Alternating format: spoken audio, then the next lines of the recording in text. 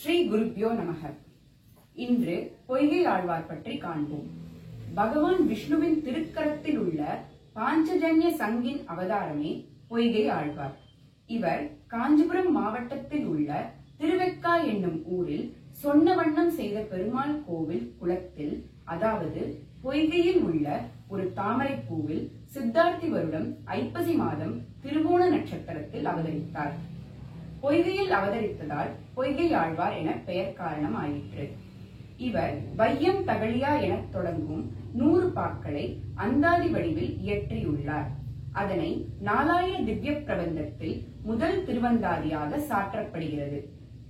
கர்ம வினையின் பயனாக பிறவி மேல் பிறவி எடுத்து இப்பிறவி என்னும் பெருங்கடலை வற்றச் செய்து இறைவனை சேர்தல் பற்றியே இவரது பாக்கள் விளக்கியுள்ளன. இவர் வாழ்ந்த காலம் துவாபர யுகம் என முன்னோர்களால் குறிப்பிடப்பட்டுள்ளது. இவரால் 7 திவ்ய தேசங்கள் மங்களாசாசனம் செய்யப்பட்டுள்ளது. நாளை வையம் தகழியா என தொடங்கும் பாடலுக்கு நடன வடிவில் காண்போம்.